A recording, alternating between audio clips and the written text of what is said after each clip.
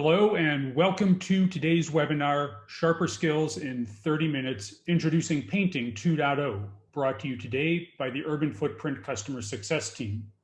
I'm Andy Federer, and joining me today is Customer Success Manager Nathan Stone. Our Sharper Skills webinars are designed to highlight new features, showcase tips and tricks, and help you make the best use of the Urban Footprint platform. First, there was painting by type. Now there's painting by attribute. This webinar will demonstrate how this new update to the platform's painting feature will make your scenario planning more straightforward than ever. You'll see how the feature will save you time when customizing building and place types by letting you override and specify residential and employment attributes. Before turning things over to Nathan, I'd like to remind you that you can ask questions using the chat or Q&A feature in Zoom. As this webinar is relatively short, we'll save questions until the end. I'd also like to remind you that our next webinar is scheduled for Wednesday, September 9th, and will introduce our new feature, Custom Points of Interest. With the Custom POI feature, you can now get results of accessibility analytics for any point layer in your project, including ones you upload. Whether you're looking to site a new development, emergency facility, heat wave cooling center, or simply measuring access to specific parks, schools, or hospitals, Custom Points of Interest offer a broad range of use cases. You can find a link to register for that webinar in our recent newsletter. And with that said, I'll turn things over to Nathan. Great, thanks Andy. Appreciate you covering that for us and looking forward to getting started today. Just wanted to put some faces to names here. Obviously this is our customer success team and many of you will already have interacted with many of us. We'll get started today. We'll run through a quick deck talking about the functionality of the painting feature, and then we're actually going to jump into 3 use cases within the actual platform and show you how that works. So the first thing we're going to cover here is that historically, the painting process has been to use the paint by type action. So this process involves selecting from a menu of predefined building and place types with set dwelling unit and employment density defaults, and then applying those to parcels. The types translate the dwelling units and employment values to a parcel based on its size. And in the manage mode, you can create new building and place types that are customized to your needs, resulting in varying densities beyond the predefines that we've set. We have preserved this functionality in the platform, and we've created something complementary to that. So we've taken painting to the next level. So the next level of painting is the paint by attribute feature. And so to make the customization process even easier, we've released this version of Painting 2.0. This includes what we call the painting by attribute. And by expanding the painting capabilities, you now have the power and flexibility to directly specify residential and employment attributes to parcels beyond the existing types that we have in the platform. We also have the ability to manage paint actions. And so if you need to, there is the undo or redo painting actions option. You also have the ability to revert features to their base condition. So to make any of these changes, you can use that undo or redo control button, which you can see there in the bottom right of that image. And then also we have the revert features to their base condition, which you can see in that button there at the bottom as well. We also allow you to monitor your paint actions. And so you can do this through several ways. One of which is when you make a paint, there's a recording within the column called painted. And what you can actually do here is you can symbolize this column to show the parcels where you've applied a paint. Those will show up in that orange color for the true characteristic. You can also monitor the outputs of those paint actions to population and other characteristics using the report mode. And you'll go to the summary statistics section to see the changes to population based on those paint values as well.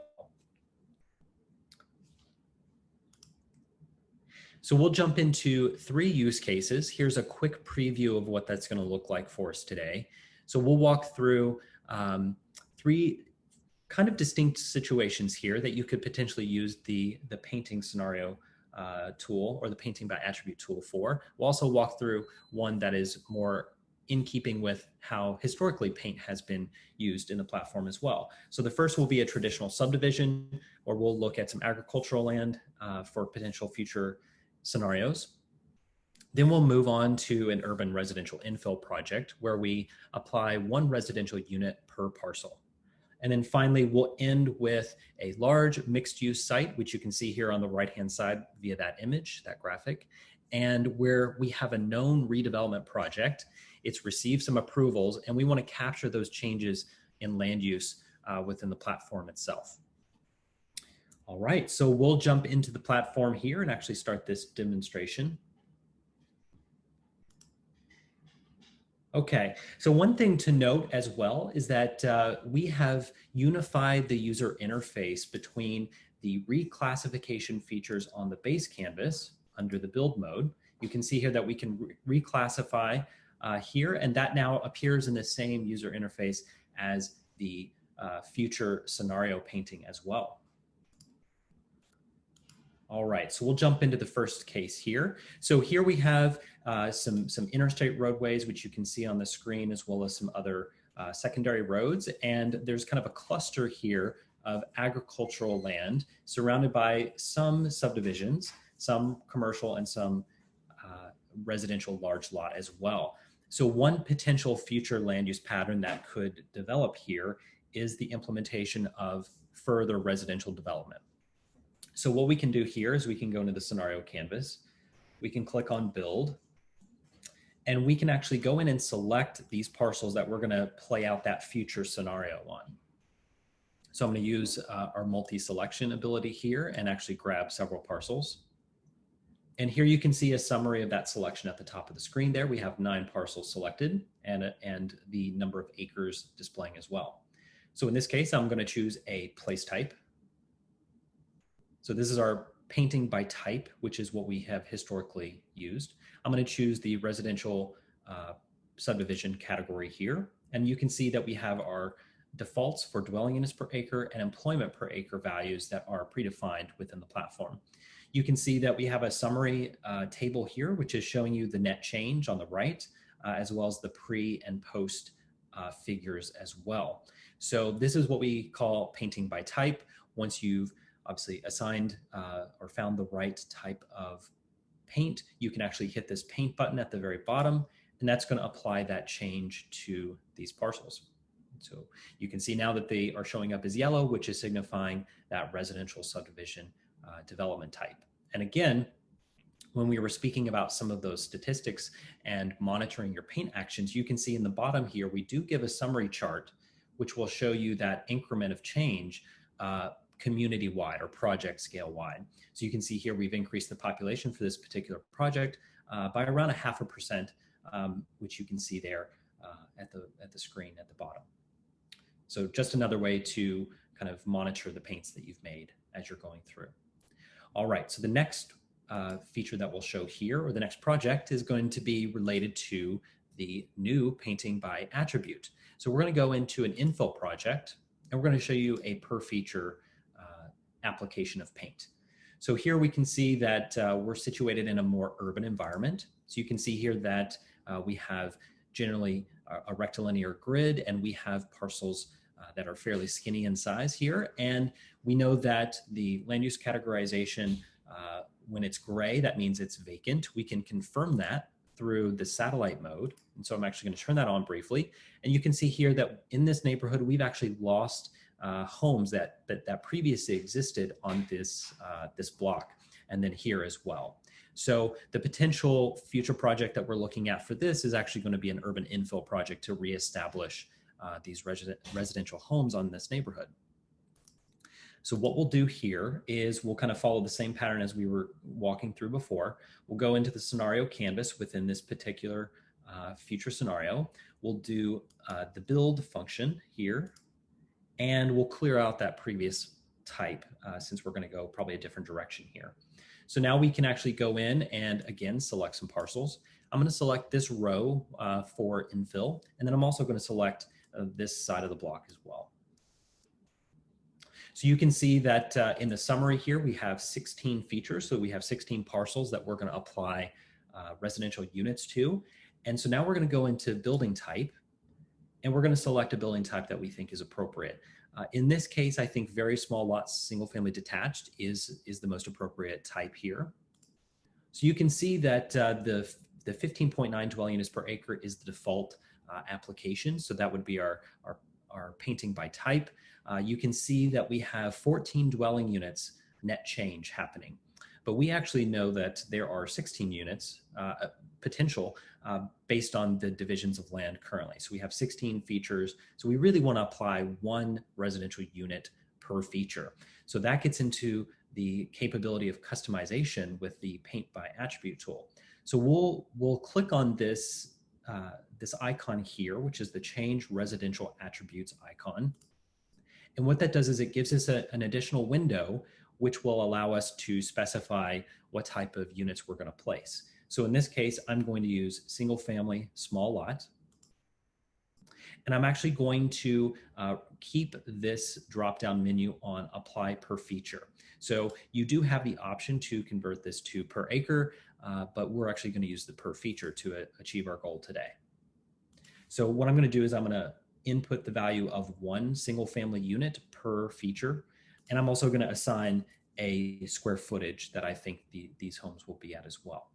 So once I click once I've finished inputting those variables, I'm going to click the X button right here, and I'm actually going to close out of that. So what you can see is that now we have overridden that 15.9 dwelling units per acre. You can see that it has a mark through the center of it, and it's light gray, which means that we've overridden that value.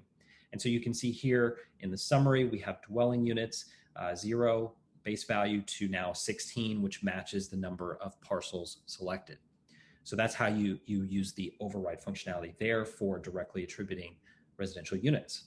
So again, we would just go down here to the paint button and we would just select that. And in just a moment, it's going to load those paints into those particular parcels. And we've effectively made that change. So that's a great tool for assigning, infill projects. Obviously, we have several other parcels that we could do the same for and kind of reconstitute that neighborhood. All right, now we'll move on to the last use case here. And this is going to be what we're calling a known project. It's a large mixed use site that has received some planning approvals. And so it's on its way to being developed and constructed. And so we want to see what the impact of that will be in our project here. So I've zoomed into this particular site here. It's a triangular site, very interesting pattern here. And again, I'm going to go to the scenario canvas, go to the build functionality, which I already have pulled up. And now I'm going to make a selection of these features that I want to apply these paints to. So I'm going to use that polygon selection tool since we're not on a grid. And you can see I have 10 features selected, which is around 3 1/3 acres here. So in this case, I'm actually going to go into the building type and choose something on more of the mixed use category, because we know that this is a project based on its approvals at the local level that includes a number of different uses. So you can see here, mid-rise mixed use is probably an appropriate category here that I think we can work with. So I'm going to go ahead and select that. You can see that the defaults say that we'll have 165 dwelling units per acre, 136 employees per acre. And again, you have this summary here in the bottom that's kind of showing you that pre and post condition. Obviously, the employment is really the values that were attributed here, because these are exclusively now businesses and they don't have any dwelling units on them. So you can see that change here. So the first thing we're going to do is we're going to go into the change residential attributes section and actually specify the number of apartments that are going into this site based on the approvals at the local level. So we're going to go into multifamily this time. And one quick note is that land assembly has not happened yet on this site. So instead of having one large parcel to work with, we actually have 10 parcels. So since that has not occurred yet, we do have to be mindful about this option for per feature or per acre. If this site had been assembled into one singular parcel, we would be able to do these items per feature because it would just be one, and we would be attributing all of those units at once. Since these are broken down into their individual components, we're going to go ahead with the per acre feature. We know that the approval was for 421 units. And so back of napkin math tells us, based on the 3.32 acres, that division is 127. So you can see that in the dwelling units on the left here, we're matching that 421 total on site. And so here I'm going to go ahead and put in an apartment size. So I may do something like 800 square feet. You certainly have the capability to add dwelling units additionally and actually layer these up with different square footages. So if we wanted to go in and distinct 1 bedroom, 2 bedroom studio apartments from each other, we could actually go in and set those values as well. And then that would correspond to this square footage value, and it would bring that into the calculations as well. But in this case, we're just going to go with 1 average unit size. So once we've got our values in here, we can go ahead and close this out. So we've got our 421 approved units. And then the next thing we're going to do is we're going to go in and attribute based on employment. And we're going to use this to capture the ground floor restaurant and retail, as well as the mixed use hotel that's on the corner of this site. So we're going to add those components in. So here are your employment areas by sector that you can focus on. So I'm going to choose retail, and we're going to talk about the ground floor restaurant and retail space. So in this case, we have 50,000 square feet that's been approved. And you'll note that we have a couple of more toggles here. So we can do building floor area, or if we knew the direct number of employees, we could actually specify that as well. But in this case, we're going to use some calculate variables based on floor area. And again, you do have to be mindful of this apply per feature or apply per acre characteristic here. And in this case, we don't want to apply per feature because that's going to over attribute here. So we're going to do per acre in this case. And so it's going to attribute on the total of 3.32 acres. So I'm going to designate this particular density for this employment type to be low. The reason for that is because we know that in this approval of this project, we had ground floor retail and restaurant space, and it's really not vertical throughout the site. And so we're going to keep it at this lower category. And then additionally, there's the hotel component. So I'm going to go in and add an employment sector. And again, I'm going to specify retail, but we're going to make some changes here. So we know that the average hotel room size in the United States, and we know how many hotel rooms they were approved for.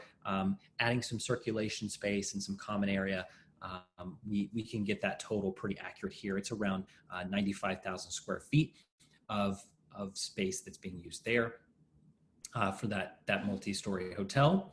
We're going to actually identify density as medium in this case because it is a higher density building, and it's going up vertically there. So you can see how these employee counts are different for these different types of uses and different sizes based on their densities. So once we've stacked all of our square footages in here appropriate to this development site, we can go ahead and close this out. And what you're going to see is that it's going to do the same thing as before. It's going to strike out those variables at the top that were predefined. And we've done this now both for employment as well as dwelling units. So here you can see both of those have been overridden, and you can see here down in the summary chart what the characteristic is that's going to change. And then here you can also see the per acre values and how they correspond back to the default. So this has been hyper localized to this particular use case and this known development.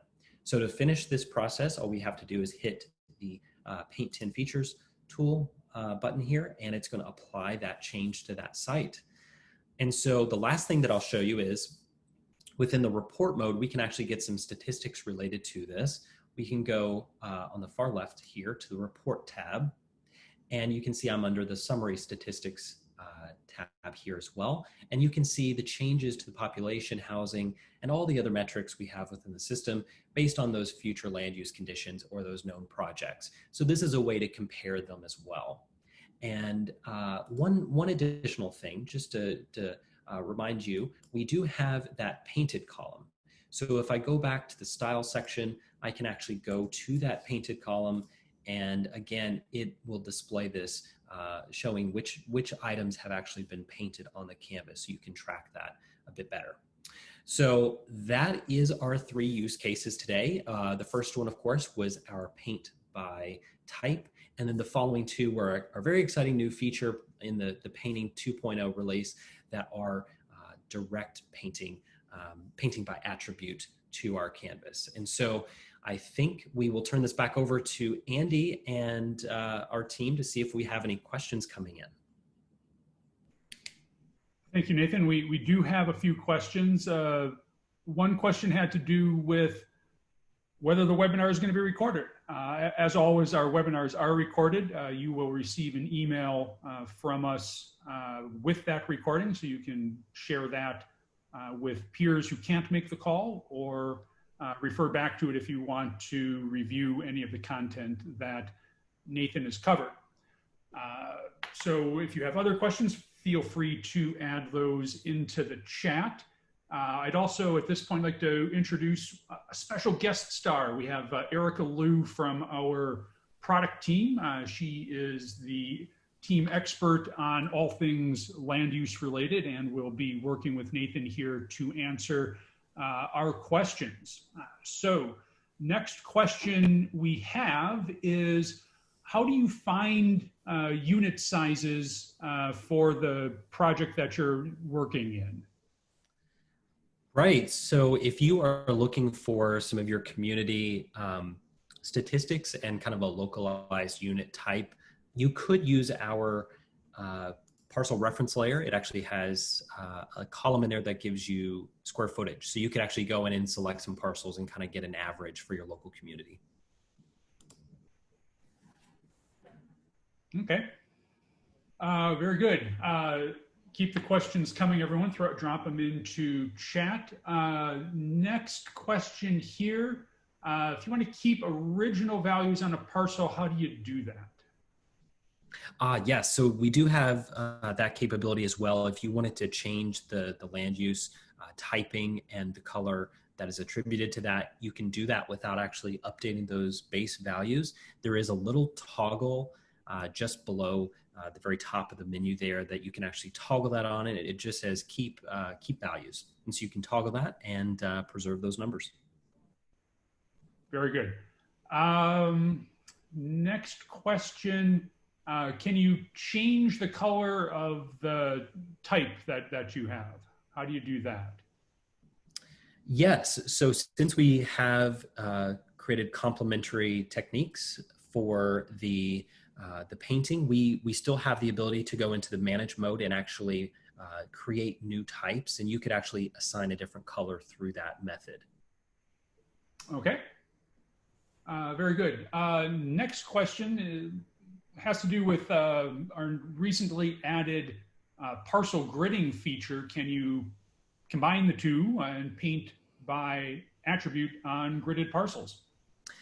Yes, in fact, that's a great example of how our product development is syncing between the different functionality. And so you could actually grid out a larger parcel, and you can apply paint by attribute to those parcels as well. So yes, you can. Very good. Let's see, next question I'm seeing here. Are there any constraints to what you can paint using paint by attribute? No, we really haven't developed any constraint here. Any parcel that you can select on the canvas, you can attribute values that you need to do. So there's not really any guardrails on that at this moment. Okay, so you kind of left to your own devices, you could make some extreme choices. You could paint thousands of units on a very small parcel if you wanted to. So be careful with how you use that, I guess. Yes. So does this replace what you could previously do using manage mode with the defined place types? Can you maybe mix them up and use them together? you maybe describe the interplay between those two ways of painting? Yeah, I think I'll let Erica kind of focus in on this question. I think she's got some really great insight here. Hello there. Yes, the answer there is, sorry, 1 second here. Andy, could you actually repeat that question? Oh, yeah. Sorry about that. So does the new paint by attribute feature replace what you could previously do in manage mode, where you're maybe customizing building in place types and setting attributes, densities, and other features of land use there? Yeah, so actually no. So we maintain all of the existing functionality with our existing land use library. So you can still paint by using building types and place types as you did before. Painting by attribute is really complementary to that. So you can, as Nathan showed earlier, use your types as a starting point, and from there, adjust your allocations of residential and employment attributes. And it really is a case of using the tools to fit the work that you're doing. So the examples that Nathan showed were good use cases for directly specifying the number of dwelling units, the particular number of dwelling units, employment that we wanted to see for particular development projects. But absolutely, you can still paint using building types, which can be important for maintaining specific densities or building types across your project. Okay, great. Sort of next question here. With Painting 1.0, we're using land or building in place types. We have a way to track that and sort of quickly identify that in one of the columns in one of our tables. How is that? Is that still possible using paint by attribute? Can you track all of the paints that you've done that way? Yeah, I could take that one on. So just as Nathan showed, the painted column, we will have within the canvas flags that let you return to see what features you've painted by type, as well as what features for which you've specified either residential or employment overrides. So you can always go back and track what you've done. Okay, good. So it sounds like there'll be a couple more columns added to help keep track of the different types of painting that you're doing. Next question here. We only have a minute or so left. So can you use this feature to add an ADU to a parcel? Yes. So that's a great use for this. The answer is that yes, you can, just as Nathan showed, the ability to specify units of different types and sizes on individual parcels. You can use that feature to specify, for example, an ADU as a multifamily or a smaller unit type, in addition to what's already painted or what already exists in the base canvas for a specific feature. Okay, sounds good. I think that takes us through the questions that we had. Didn't get a chance to answer all of them. So if you did not get your question answered and you left us your name, we're more than happy to follow up with you afterwards. So on behalf of Nathan and Erica, thank you for attending today's webinar and look forward to seeing you at our next one.